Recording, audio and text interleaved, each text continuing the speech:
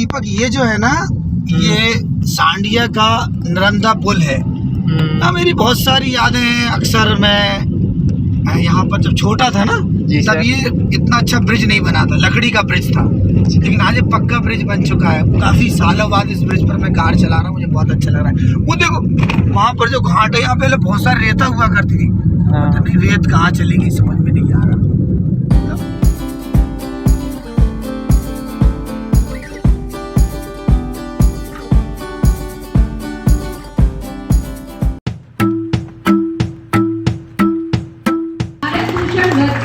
विशेष अतिथि के श्रीमान मुकेश राजपूत जी तथा जोरदार तालियों से स्वागत करें।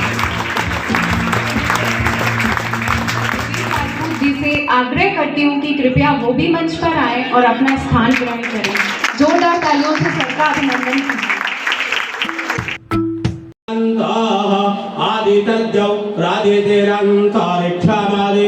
माता सा पिता सा पुत्रः विश्वे देव आदिदेः पंचजन आदितर्ज तमादिः राजन्यः वेदाः और तादृशः जदवैस्याः पदव्यात् गोपोदर अजायत अंथोरसि धर्पधर् अंतं धर्वदन् योस्मान् धर्वदिदं धर्वयन् भयन् धर्वम। श्रीमान मुकेश जी राजपूत, आप पेशे से अभ्यासरत चार्टर्ड अकाउंटेंट हैं। आप स्टूडेंट्स के लिए निःशुल्क सेमिनार भी करते हैं। मैं आपसे सविनय आग्रह करती हूँ कि कृपया आप मंच पर आए और हम सभी का मार्गदर्शन करें। जोरदार तालियों से स्वागत कीजिए राजपूत सर का। करते पाया। फिर जब मैं थोड़ा और बड़ा हुआ तो लड़ाई झगड़ा मारपीट में तब्दील हो गई। और उसके बाद जब मैं थोड़ा और बड़ा हुआ तो आपस में बहुत एक दूसरे को झूमाझटकी कर रहे थे। इन सब चीज़ों से परेशान होकर, तंग हाल होकर मैं स्कूल का बैग लेकर और सुभाष स्कूल के निकला। लेकिन मैं सुभाष स्कूल नहीं गया और पिपरिया स्टेशन पर पहुंच गया। पिपरिया स्टेशन पहुंचने के बाद सुबह का वक्त था, 9:30 बज रहे थे। ठीक उसी समय इटारसी बीना पैसेंजर आई और मैं उसमें चढ़ गया। बिना ये सोचे समझे कि मुझे जाना कहाँ है, क्या करना है, मेरा भविष्य क्या होगा, मुझे पता नहीं था। बस ट्रेन में चढ़ गया।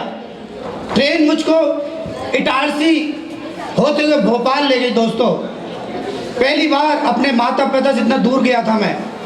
और ट्रेन ने मुझको भोपाल के प्लेटफॉर्म नंबर 5 के पास छोड़ दिया।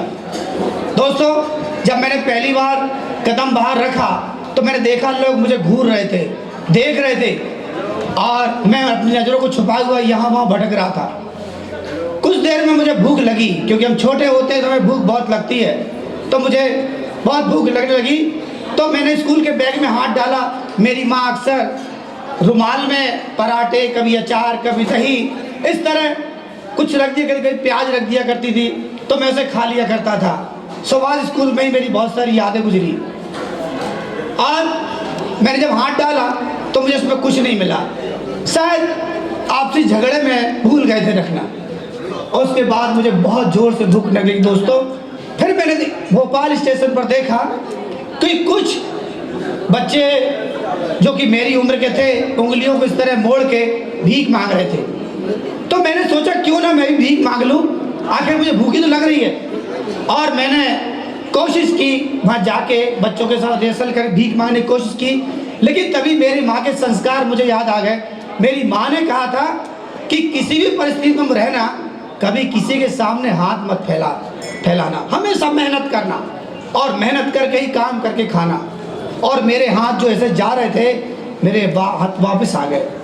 दोस्तों, तभी मैंने देखा कि भोपाल स्टेशन पर कुछ लोग पटरियों के बीच में खाली बोतल, ढक्कन, प्लास्टिक की चीज़ों को इकट्ठा कर रहे थे और वो ले जाकर चांदवड़ के बाहर बेच रहे थे।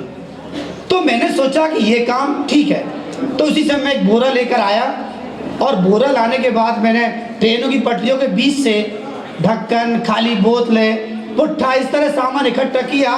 और ठीक प्लेटफॉर्म नंबर 1 के बाहर चांदवड़ है, वहाँ पर कबाड़ की दुकान थी, मैंने वहाँ जाके बेच दिया। और दोस्तों, मुझे वहाँ से वो 50 पैसे दिए। मैं वो 50 पैसे लेकर स्टेशन के बाहर एक ठेले पे आया, वहाँ लिखा हुआ था 50 पैसे की एक चाय, 50 पैसे की एक समोसा या 50 रुपए का पोहा या जलेबी मिल सकती है।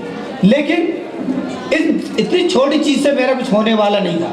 तो मैं दुकान वाले के पास गया और उससे कहा कि भाई साहब मुझे बहुत भूख लगी है और मेरे पास सिर्फ 50 ही पैसा है, आप एक काम करो, जो भजिया होता है, जलेबी होते हैं, जो समोसे होते हैं, उसके जो बचे हुए टुकड़े हैं ना, वो आप मुझे दे दो। उस दुकानदार को मुझ पर दया आई और उसने 50 पैसे में मुझे ढेर सारा सामान दिया।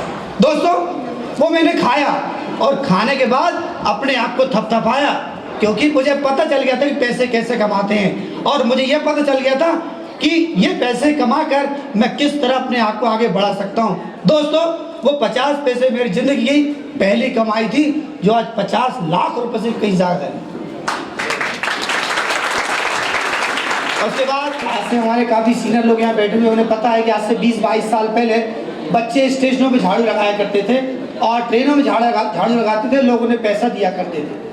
तो मैंने देखा कि कुछ बच्चे मेरी उम्र के ट्रेन की बोगी में झाड़ू लगा रहे हैं और लोग उनको पैसा दे रहे हैं, कोई 5 पैसा दे रहा है, कोई 10 पैसा दे रहा है। हमारे समय में 20 पैसे का पीतल का सिक्का चलता था, तो कभी कभी वो ही मिल रहे थे। तो मैं बहुत खुश हुआ कि चलो कुछ पैसा मिलेगा और साथ में खाना भी मिलेगा।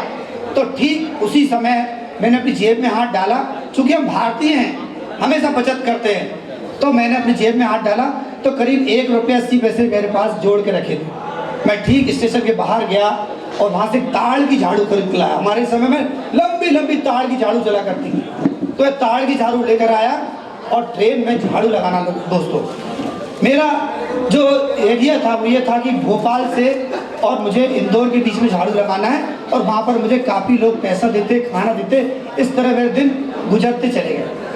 लेकिन चूँकि जैसा कि हम जानते हैं हर चीज़ का एक समूह होता है, एक संगठन होता है, एक सिंडिकेट होता है। तो एक दिन झाड़ू की गैंग वाले बच्चों ने मुझे पकड़ लिया और मुझसे कहा कि तुम बहुत दिनों से इस एरिया में झाड़ू लगा रहे हो और तुम्हें पता है जो भी तुम कमाओगे उसका 50% आपको हमें देना पड़ेगा और एरिया भी हम आपको बताएंगे। लेकिन मेरी माँ ने कहा था कि हर गलत बात का एक्सेप्ट मत करना, विरोध करना। तो मैंने उनकी बातों का विरोध किया। दोस्तों उन लड़कों ने मेरी बहुत पिटाई की और मुझे बहुत मारा और ठीक स्टेशन में पटक दिया और मेरे पास जो पैसे थे वो भी छीन के ले गए। दोस्तों जब मुझे मार रहे थे वो लोग, तब मुझे बचाने कोई भी नहीं आया और जब मैं जमीन पर पड़ा था ना, तब भी मुझे उठाने कोई नहीं आया। दोस्तों जब आप गिर जाएंगे ना, आप उठाने के लिए कोई नहीं आएगा, सिर्फ और सिर्फ आपकी आत्मा और आपकी विल पावर आपको उठाएगी। करीब 20-25 मिनट तक मैं खड़ा रहा वहाँ प्लेटफॉर्म पर और कुछ देर बाद में उठा और उठने के बाद मैंने अपने जो फटे कपड़े थे उनमें गठान बांधी और ठीक शाम के 5 बज रहे थे, पंजाब मेल आई और पंजाब मेल में चढ़ के मैं मुंबई की ओर रवाना हो गया। दोस्तों जब ट्रेन भुसावल पहुंची और भुसावल के बाद जब उससे पहले की पूरी पड़ता है वहाँ स्टेशन पहुंची, तो दोस्तों मैं उसी जहाँ पर हम लोग बाथरूम जाते हैं उसके बीच में जगह होती है, मैं वहाँ पड़ा हुआ था और मेरे कपड़े फटे हुए थे और कई दिनों से मैंने खाना भी नहीं खाया था, बिखरा हुआ पड़ा हुआ था। तभी एक सज्जन मेरे पास आके बोलते हैं कि अरे बेटा तुम्हें जाना कहाँ है। मैंने कहा सर जाना कहाँ ये तो नहीं पता, लेकिन हाँ कहीं रहने को जगह मिल जाए, खाने को जगह मिल जाए, कुछ काम मिल जाए, बस मेरे लिए पर्याप्त है। उस आदमी मुझ पर दया आई और उसने मुझे कुछ खाने को दिया। लेकिन मेरी माँ ने मुझसे कहा था कि अनजान लोगों का खाना मत खाना, क्योंकि वो तुम उठा कर ले जाएंगे, हाथ पाँव काट देंगे, भीख मंगवाएंगे। इस तरह मैं डर डर के उसको देखने लगा। लेकिन भगवान ने बचपन से मुझे लोगों को परखने की कला सिखा दी थी। तो मैंने उस आदमी का अध्ययन किया तो मैंने देखा नहीं आदमी सच में मेरी मदद करना चाहता है और फिर मैंने उसका खाना खाया। खाना खाने के बाद उस व्यक्ति को बहुत धन्यवाद दिया। दोस्तों वो व्यक्ति उत्तर प्रदेश के रहने वाले थे और हमेशा ही जब भी मुझे यूपी से बुलावा आता है मैं हमेशा दौड़ के जाता हूँ, क्योंकि मेरे को वहाँ बहुत अच्छा लगता है और वहाँ के लोगों ने मेरी बहुत मदद की थी। और उसके बाद वो व्यक्ति मुझे कल्याण ले गए और कल्याण पहुँचने के बाद कोलसावाड़ी में ही एक गुप्ता जी की होटल थी, वहाँ पर मुझे काम पर लगा दिया। दोस्तों जब हम पढ़े लिखे नहीं होते ना तो हमारी जगह होटलों में ही होती है, तो मैं होटल में काम करने लगा और ठीक उस होटल के सामने कैनरा बैंक की एक शाखा थी जहाँ पर मैं चाय लेकर जाता, नाश्ता लेकर जाता तो मैं वहाँ पर देखता कि मैडम लोग किस प्रकार कंप्यूटर पे काम कर रहे हैं, मैनेजर साहब किस प्रकार ठंडे केबिन में बैठे हुए, आखिर उन्होंने ऐसा क्या कर लिया है कि इतने अच्छे आराम से बैठे काम कर रहे हैं। तो मेरे मन में जिज्ञासा जागती कि पता नहीं ऐसा क्या कर लिया है। कहते हैं डॉक्टर APJ अब्दुल कलाम ने कहा है कि इससे पहले कि आपके सपने सच हो, आपके सपने देखने होंगे दोस्तों। तो मैं भी सपना देखने लगा कि ऐसा क्या करें कि इनकी जैसा मैं भी बनूं। इसी तरह दिन गुजरते गए और मैं होटल में काम करता रहा। एक सुबह की बात है, तकरीबन 9 बज रहे थे दोस्तों। एक आवाज़ आती पीछे से, ए लड़के इधर आ। मैंने मुड़ के देखा तो एक आदमी बैठा हुआ था कुर्सी पे और टेबल है। बोले इधर आओ, मेरे लिए 1 पाव और 2 सल लेकर आओ। मैंने कहा ठीक है सर। मैं उसके लिए 2 सल और 1 पाव लेकर पहुंचा। उसने मेरे हाथों को देखा, मेरी उंगलियों को देखा। दोस्तों मेरे हाथ और मेरे पाँव कई जगह से गल गए थे, सड़ गए थे, क्योंकि हमारे समय विम बार वगैरह नहीं चलता था। मेरी करीब 8 दिन में से 3 दिन की ड्यूटी मोरी में लगती थी, जहाँ पर बर्तन मांजते हमें। सुबह करीब 8 बजे ड्यूटी लगती थी, रात के 8 बजे तक। तो दिन भर निर्मे में हाथ रहने से मेरे हाथ कई जगह से गल गए थे, सड़ गए थे। तो मेरे मालिक ने कहा था कि बेटा इस पर मेहंदी लगा लो और इससे ठीक हो जाते। तो मैं मेहंदी लगा के उन्हें ठीक कर लिया करता दोस्तों। उस व्यक्ति ने कहा अरे बेटा तुम्हारे हाथ पांव सड़ गए हैं, गल गए हैं, इस तरह तुम अपंग हो जाओगे। तो मैंने कहा क्या करूं सर, मैं पढ़ा लिखा नहीं हूँ और मुझे कोई काम मिलता नहीं। तो होटल का ही काम मुझे मिलता है, क्योंकि यहाँ रहने को जगह मिल जाती है और बढ़िया चलता रहता है। उनका एक काम करो, मैं पेंटर बाबू हूँ, तुम मेरे साथ चलो, मैं तुम्हें पेंटिंग काम सिखाऊंगा। उसकी बात सुन के मैं बहुत खुश हुआ कि चलो कम से कम कोई हुनर वाला काम तो मुझे मिलेगा, हुनर सीखूंगा तो ज़िंदगी में आगे बढ़ूंगा। इसी तरह मैं होटल का काम छोड़कर और पेंटर बाबू के साथ चल दिया।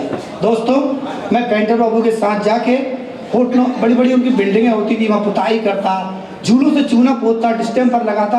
ये काम बहुत अच्छा लगता था और इस काम में कोई परेशानी नहीं थी, बस आंखों में चूना चढ़ जाया करता था, जलन मस्ती थी, इसके अलावा कोई परेशानी थी दोस्तों।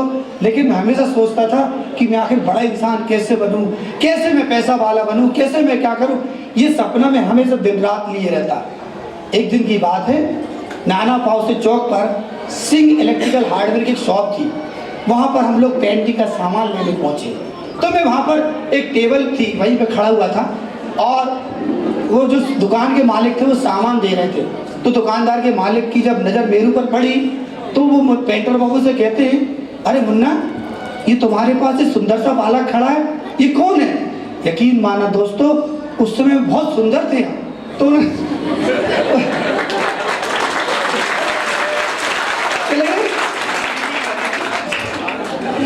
अरे तुम्हारे पास सुंदर सा बालक खड़ा है, ये कौन है?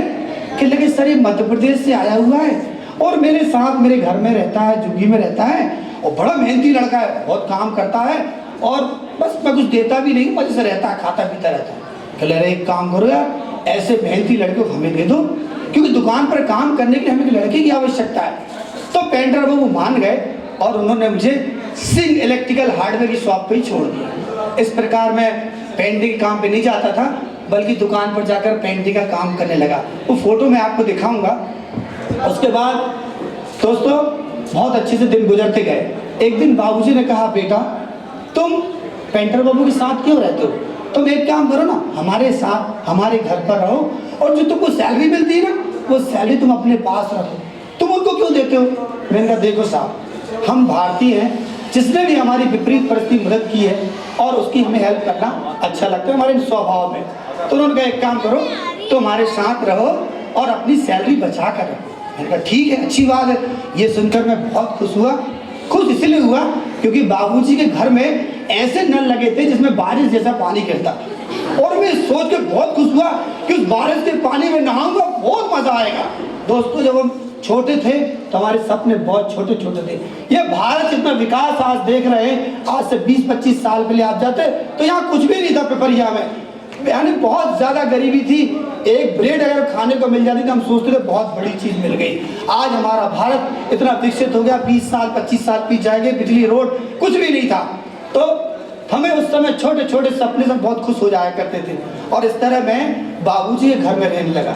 दोस्तों मेरे काफ़ी साल गुजर गए, करीब 5-6 साल बहुत अच्छे से गुजर गए, क्योंकि परिवार मिल गया, सेठ जी को बाबूजी कहता, उनके 2 बेटे थे उनको भैया कहता, भाभी कहता। इस तरह मेरे दिन गुजरते चले गए। और एक दिन बाबूजी ने कहा कि मुकेश चलो तुम्हें हम अपने गांव घुमा कर लेकर आते हैं। मैंने कहा अच्छी बात है, लेके चलिए सर। तो बाबूजी अपने साथ मुझे उत्तर प्रदेश ले गए। गांव का नाम था बहादीपुर, जिला कादीपुर, तहसील सुल्तानपुर और यूपी। वहाँ पहुँच के मैं बहुत खुश हुआ कि चलो सुल्तानपुर ज़िले में हम आ गए, बहुत अच्छा लगा। जब यूपी पहुँचे तो दोस्तों सेठ जी के बहुत सारे जानवर थे, गाय बैल भैंस। तो मैं उनको चराया करता, दिन भर चराता, खेतों में जाके काम करता, शाम को लेकर आता, बहुत मस्त रहता। लेकिन आपको मालूम है बहुत मेहनती था। तो इस मेहनत की किसी के एक दिन नज़र पड़ी और उसने एक दिन को यहाँ बुलाया। एक स्टूडेंट ने हमको देखा, उसने हमको पास बुलाया कि मुकेश राम जी तुम यहाँ घूमते रहते हो, इनका बहुत सारा काम करते हो, इतनी मेहनत करते हो, तुम्हें ऐसा लगता है तुम्हें कुछ करना चाहिए जीवन में, कुछ ऐसा जिससे तुम्हारा नाम हो, लोग तुम्हें जाने, लोग तुम्हें पहचाने। मैंने कहा ऐसा क्या करना चाहिए कि लोग मुझे जानेंगे पहचानेंगे? कहले नहीं वो मुझे नहीं मालूम, लेकिन तुम मुझे ऐसा कुछ करना चाहिए। दोस्तों जब कोई सुंदर व्यक्ति बोलता है ना तो उसकी बात सीधे अंतर तक जाती है और वो बात मेरे अंतर तक चली गई कि अब तो कुछ ऐसा ही करना है जिससे कि नाम हो। और उसके बाद हमेशा मेरा दिमाग में यही बात चलती रहती कि ऐसा क्या किया जाए जिससे लोग जानेंगे पहचानेंगे, समाज में नाम होगा। उसके बाद महीनों गुजर गए सोचते, लेकिन कुछ हल नहीं निकला। उसके बाद सेठ जी ने कहा कि हम लोग मुंबई से काफ़ी दिनों का यूपी आए हुए, चलो वापस अपने मुंबई चलते, वहाँ पर कारोबार भी देखना है बहुत ज़्यादा। मैंने कहा ठीक है सर। तो मैं बाबूजी के साथ वापस मुंबई आ गया। मुंबई पहुँचने के बाद हनुमान नगर में बाबूजी ने एक सेपरेट दुकान खोल रखी थी, क्योंकि मैं बहुत मेहनती था, हिसाब किताब भी बहुत अच्छा करता था। मतलब दिन भर सेल करता, परचेज करता, हिसाब किताब करके ट्रायल बैलेंस बना के सेठ जी को देता। सेठ जी बहुत खुश रहते थे। उन्होंने एक दुकान मेरे को अलग से कर दी थी और साथ में पूरा गल्ले का हिसाब किताब मैं ही रखता था। तो मेरा एक दोस्त था वहाँ जो अक्सर मेरे पास जाता, मैं कभी उसे बड़ा पाव खिलाता, कभी उसल खिला देता, कभी लस्सी खिला देता, क्योंकि पैसे थे मेरे पास, इसलिए वो आ जाया करता था। तो एक दोस्त आया, मैंने कहा दोस्त मैं बाबूजी के साथ मुंबई गया, वहाँ गया था यूपी, और वहाँ पर एक बहुत स्मार्ट स्टूडेंट मिली और उसने मुझसे कहा था कि तुम्हें ना जीवन में कुछ ऐसा करना चाहिए जिससे तुम्हारा नाम हो, लोग तुम्हें जाने, लोग तुम्हें पहचाने। और समझ में नहीं आता था क्या करूँ। क्या लगे बहुत देर तक सोचता रहा। फिर उसने कहा कि सच में तुम्हें जीवन बड़ा आदमी बनना है? हाँ बड़ा बनना है और लोग जाने पहचाने। क्या लगे उसके लिए काम करना पड़ेगा। मैंने क्या करना पड़ेगा? क्या लगे पढ़ाई वो रास्ता है जो तुम्हें तुम्हारी मंजिल पर ले जाएगा, तुम्हारे सारे सपने पूरे करेगा, जो तुम सोचते हो सब कुछ तुम्हें मिलेगा। और पढ़ाई के लिए पैसे भी नहीं चाहिए, सिर्फ मेहनत और दिल में आग चाहिए। मैं अरे वाह, मतलब पढ़ाई में पैसे लगते? कहला कोई पैसे लगते, बस तुम्हारे अंदर आग पैदा कर लेना, तुम सब कुछ पालोगे। ये सुनकर मैं बहुत खुश हुआ कि चलो पढ़ाई में पैसे लगते। और अगले दिन कोलसावाड़ी में ही एक मराठी स्कूल में पहुंच गया। प्रिंसिपल साहब से कहता हूँ सर मेरा एडमिशन कर दीजिए। प्रिंसिपल साहब बहुत खुश हुए, क्या बात है। तो उन्होंने एक मराठी किताब दी और कैसे पढ़ दो। तो मराठी हिंदी के सवाल नहीं थी, तुमने पढ़ के सुना दी। उन्होंने कहा लाओ तुम्हारे माता पिता को कागज़ दीजिए ताकि हम तुम्हारा एडमिशन कर दें। मैंने कहा सर कागज़ तो मेरे पास नहीं है। कहले कुछ भी, आपके माता पिता जिसे नाम लिखो। मैंने कहा सर मेरे पास कोई भी कागज़ नहीं है, आप मुझे किसी भी क्लास में एडमिशन दे दो। दोस्तों मैंने बहुत मेहनतें की, लेकिन शासकीय को हवाला देकर मुझे वहाँ से विदा कर दिया गया कि आप कोई भी कागज़ ले आना, हम तुम्हारा फ्री में एडमिशन कर देंगे। अब दुकान पर वापस आ गया और मैं चिंता में होने लगा, मेरे सारे सपने जब पढ़ाई से पूरे होने वाले तो मेरे को कागज़ चाहिए। अब मेरे कागज़ हमारे घर यानी पिपरिया में रखे हुए थे। अब मुझे वापस मुंबई से अपने गांव, अपने घर पिपरिया आना पड़ा। जब मैं पिपरिया आया तो आने के बाद मैं अपने माता पिता से कला मंदिर में मिला, अपने दोनों छोटे भाई बहनों से मिला। और मिलने के बाद जो पैसे मैं लेकर आया था, थाने के पास में पहले टप लगा करते थे, जहाँ भजिया जलेबी की दुकान थी उससे पहले टप लगा करते थे, एम नंजान टेलर के बिल्कुल ठीक सामने। तो वहाँ पर मैंने एक चाय पानी नाश्ते की दुकान खोली दोस्तों, और मैं बढ़िया चाय पानी नाश्ते की दुकान चलाने लगा। लेकिन कुछ दिनों बाद मुझे घाटा हो गया। वो घाटा क्यों हुआ वो मैंने अपनी किताब में CA pass the real story बताया। और उसके बाद घाटा जब हो गया तो मुझे दुकान बंद करना पड़ा और मैंने बहुत से लोगों से बोरिंग की थी, उधार लिया था और मैं उनको ब्याज से पैसा चुका नहीं पा रहा था, कमिटमेंट कर रहा था, बार बार अपने वादे से मैं फेल हो रहा था। और वादे से फेल होता देख मैंने वहीं पर गुरदास मल भगवान दास की कपड़े की दुकान है, आपको याद होगा, जो ठीक विद्यार्थी भंडार के पीछे वाली लाइन में, मैंने वहाँ जाके नौकरी करना शुरू किया दोस्तों। और वहाँ से जो मुझे 700-800 महीने मिलते थे, उससे मैंने अपने जिनसे उधार लिया था उनको दे दे के कमी करने की कोशिश की, लेकिन मैंने उधार इतना ज़्यादा लिया था कि मैं कर्जा चुका नहीं पा रहा था। और लोग मुझे जहाँ मिल जाते वहीं पर मुझे मार दिया करते थे, बहुत पीटते थे। और इन सब चीज़ों से मैं परेशान हो गया और परेशान होकर एक दिन मैं अपनी माँ के पास पहुँचता हूँ और माँ से कहता हूँ, माँ मेरा सामान पैक कर दे, मुझे जाना है। माँ ने चिंता से मेरी ओर देखा, लेकिन मेरे फैसले से वो खुश थी कि आज इसने कुछ प्रण किया जाने का। कहले कहाँ जाना है? मैंने कहा मैं भोपाल जाना चाहता हूँ। कहले भोपाल में करोगे क्या? मैंने कुछ भी करूँगा, लेकिन इस बार खाली हाथ नहीं लौटूंगा, कुछ बनकर ही लौटूंगा। मेरी माँ चिंता से मेरी ओर देख रही और मैं उसकी ओर देख रहा दोस्तों। उसके बाद मेरी माँ ने कुछ बर्तन लिए, एक आटे का कुछ आटा लिया, डब्बा लिया, और हमारे समय में पीतल के स्टोव चला करते थे, तो पीतल के स्टोव भर के और बोरा बांध के बोरा मेरी ओर सरका दिया। और जो माँ की एक साड़ी होती, पल्लू होता, किनारा उसमें गठान होती थी, उसको उसने खोला और खोलने के बाद कुछ पैसे दिए, ले पैसे रख ले, रास्ते में तेरे काम आएंगे। मैंने देखा वो 60 रुपए थे। मैंने माँ से कहा तू चिंता मत करना, ये 60 रुपए है ना, मैं 60 लाख बना के दिखाऊंगा, तू बिल्कुल भी चिंता मत करना मेरा, तुझे बड़ा गर्व होगा इस बेटे पर। फिर उसके बाद माँ ने और मैंने एक दूसरे को जी भर कर कम से कम 7 मिनट देखा, क्योंकि मुझे पता था कि मैं अपनी माँ से दोबारा कभी भी नहीं मिलूंगा, और अगर मैं बन गया तो मिलूंगा और नहीं तो मैं कभी भी नहीं मिलूंगा। और मेरी माँ को भी पता था कि ये बेटा मेरा जा रहा है, दोबारा कभी नहीं लौटेगा अगर ये बन नहीं पाया तो। क्योंकि इस बार मैंने एक फैसला किया था, बिल्कुल संकल्प किया था कि अब मैं कुछ बनकर ही लौटूंगा, नहीं तो कभी नहीं आऊंगा और किसी को मुंह नहीं दिखाऊंगा।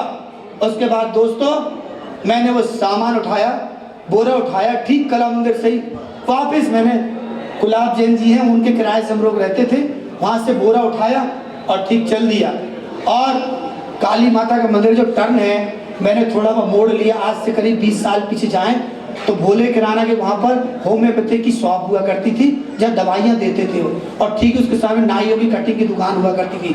तो मैं वहाँ से जब मुड़ा, क्योंकि उस समय ब्रिज वगैरह कुछ नहीं बना था, फाटक लगा हुआ था और वहीं उनके किराने के टब भी लगे थे लाइन से, तो मैं जब वहाँ से मुड़ा तो मैंने पीछे ऐसे मुड़ के देखा तो मेरी माँ खड़ी थी, उसकी आंख में आंसू थे, और मैंने आंसू को देखते हुए कहा, माँ तू चिंता मत करना, तुझे बहुत नाज होगा इस बेटे पर, देखना, क्योंकि मैं अगर नहीं निकलता तो मेरा परिवार बिखर जाता, मेरे भाई बहन सब तबाह हो जाते। तो मैंने कहा मुझे निकलना जरूरी है, इसमें मुझे जाने दे।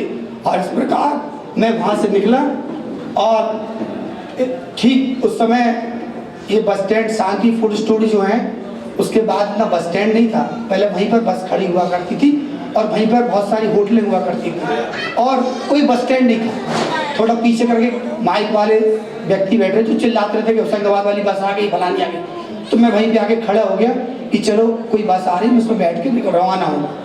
तो मैं खड़े होकर बस के इंतजार करने लगा, तो ठीक उसी समय मेरे भाई और बहन दौड़ कर आए और पीछे से आवाज़ दी, भैया। मैंने क्या है? कि लगे माँ ने ये खाना दिया है, इसे तो रास्ते में खा लेना, और हाँ अपना ध्यान रखना, बाहर प्रदेश जा रहे हो चिट्ठी लिखते रहना। हमारे समय पोस्ट कार्ड और अंतरदेशी चला करते थे, तो हमने कहा हाँ हम लिखेंगे, चिंता नहीं करो तुम दोनों। और बड़ी भावुकता से दोनों भाई बहनों ने बात की।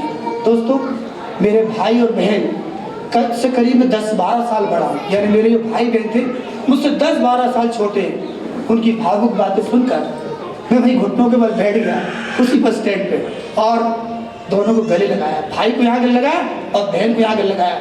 और मैंने कहा तुम दोनों चिंता मत करना, एक दिन मैं बहुत बड़ा आदमी बनूंगा और तुम दोनों को अपने साथ लेकर जाऊंगा, तुम बिल्कुल चिंता मत करना।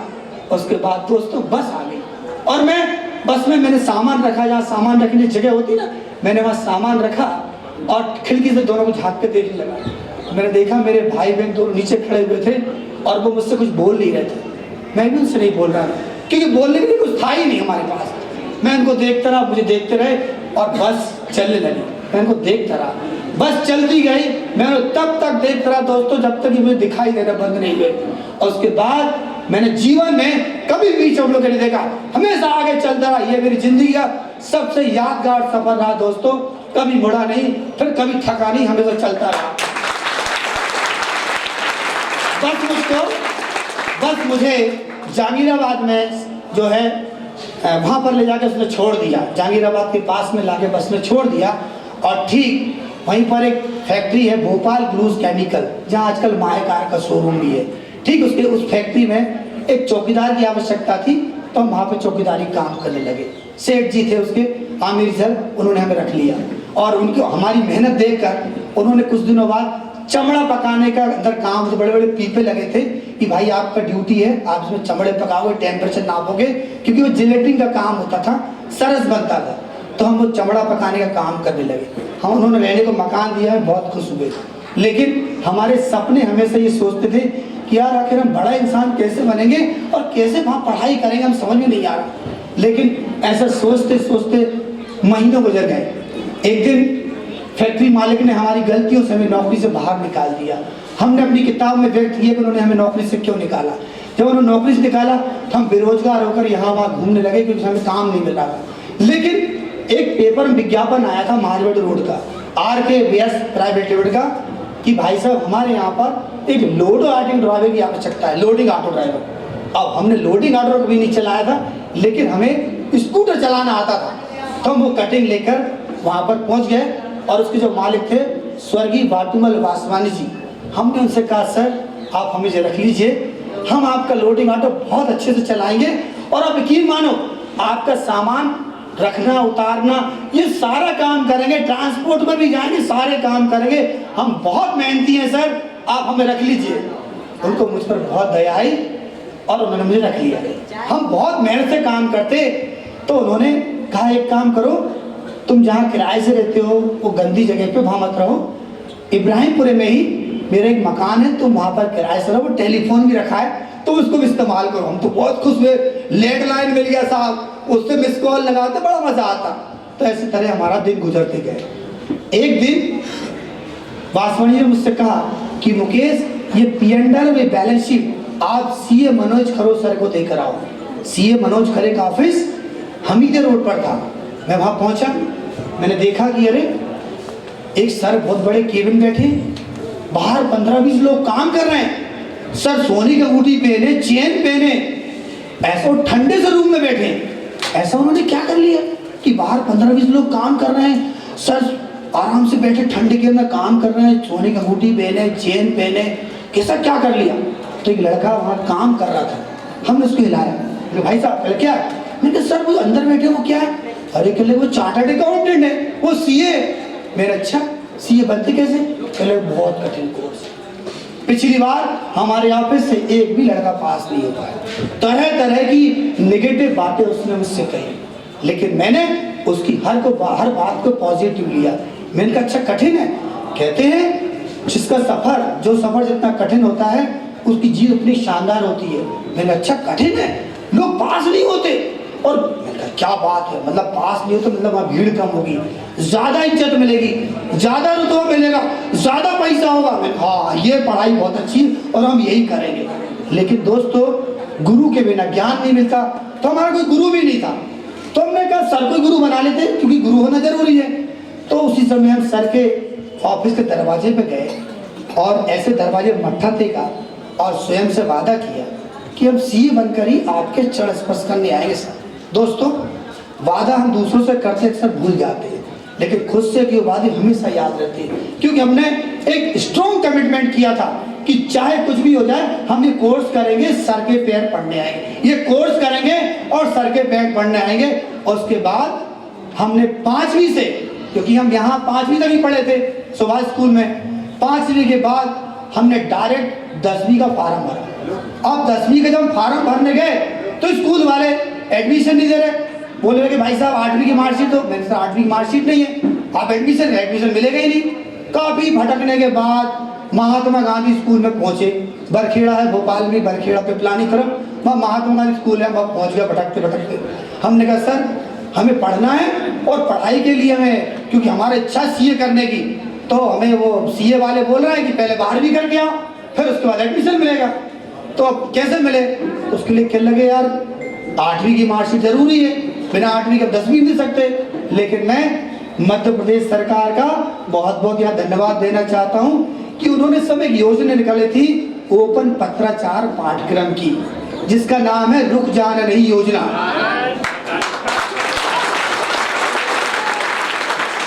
तो ऐसे बच्चे जो अपनी पढ़ाई लिखाई छोड़ चुके हैं उनको सीधा 10वीं में एडमिशन मिल जाएगा। उम्र 15 साल से ज्यादा होनी चाहिए, हमने कहा 15 साल से ऊपर ही है, आप तो एडमिशन दे दो।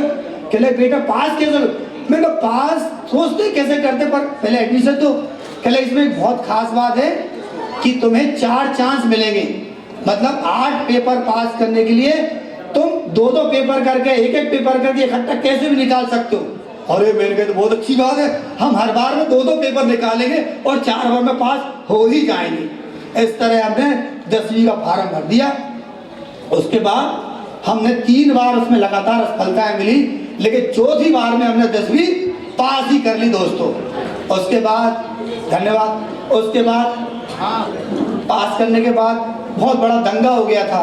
दंगा होने के बाद मुझे वापस इटारसी के बाद वापस पिपरिया आना पड़ा और मैं अपने परिवार के साथ वापस पिपरिया आ गया। और पिपरिया आने के बाद मैंने जय हिंद स्कूल में ही 12वीं का फॉर्म भरा, लेकिन मैं यहाँ 12वीं पास नहीं कर पाया। और जब सब कुछ ठीक ठाक रहा तो मैं फिर वापस भोपाल चला गया और फिर से नौकरी करने लगा और मैंने वहाँ पर 12वीं पास की। दोस्तों इस प्रकार मेहनत करते करते करते करते मैं चार्टर्ड अकाउंटेंट बना। आपके सामने खड़ा, आपका बहुत बहुत आभार, बहुत बहुत धन्यवाद।